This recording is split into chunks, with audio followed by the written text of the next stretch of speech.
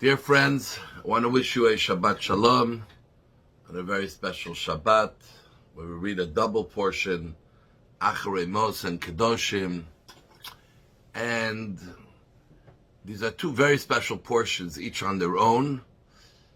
Acharei talks a lot about Yom Kippur and also a full section of the relationships, physical relationships that are forbidden according to the Torah.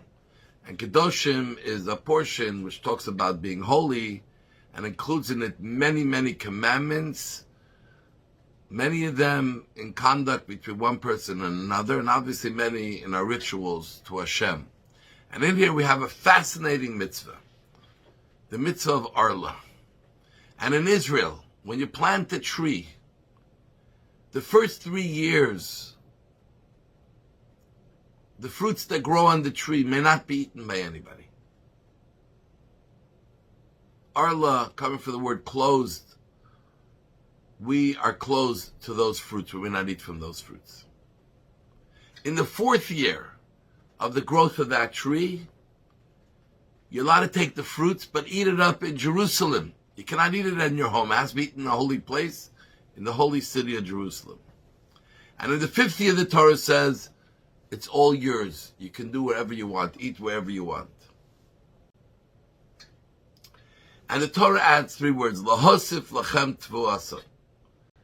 Almost a promise that when you follow this order,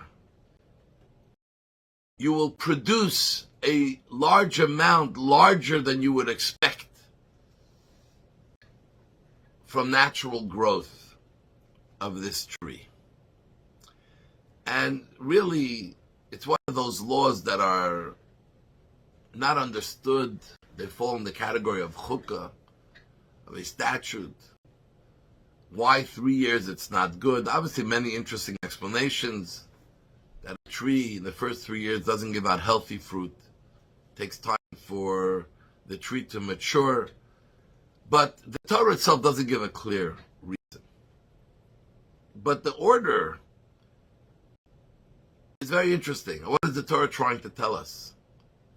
And we know that we must pay attention to details because they all have a message.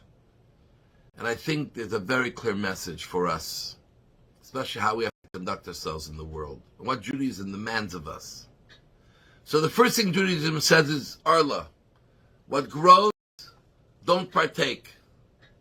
Meaning in life, the first and most important lessons that we have to learn, and obviously we're talking now about spiritually, I'm not telling you how to educate yourself and how to be a mensch. I'm talking about being a good Jew, following Torah and mitzvahs, doing what God demands of us, staying away from what God warns us to stay away from.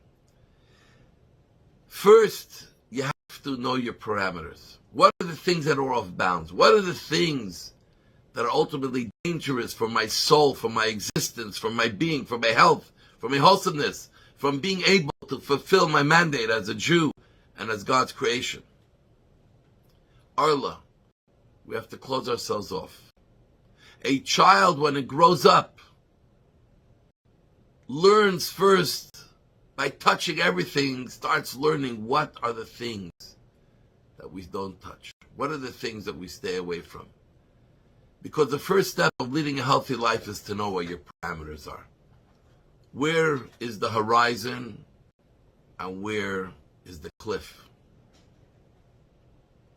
Once you're clear about what is off bounds, then you can open yourself up to start experiencing the world, because now you are safe. You know what you can experience, what you cannot experience. You know what are the things that will be good for you, what they're not good for you, but you're still doing it like the 4th year in a holy place. You're still doing it with a great infusion and a much greater feeling of a sense of my holiness and my duty, and paying a great attention to your purpose, filling yourself in your life much more at that time with your spirituality. And imagine in your growth years You're spending all the time learning. So you're in the world, you're out there, but you're learning. In that environment, you're starting to taste the world and interact with the world. And then ultimately the Torah promises us that if you start off your life creating the right parameters, understanding what Jews stay away from, part of what we define ourselves is by what we don't, by what we do not do.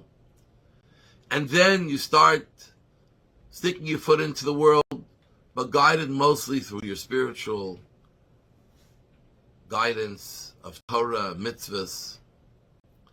And now you come to the 5th year. Now we can go out in the world because we're deeply rooted in the right way. The parameters are there. The infusion of spirituality and holiness is there.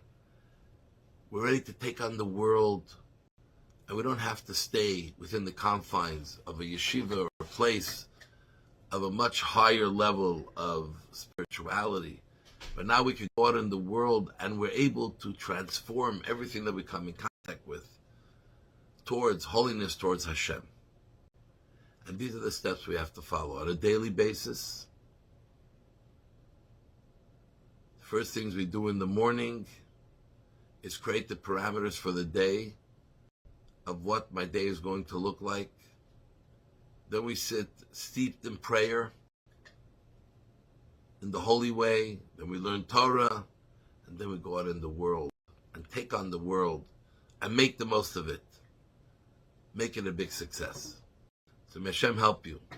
They shall succeed in finding the lahosiv lachem to have that great success.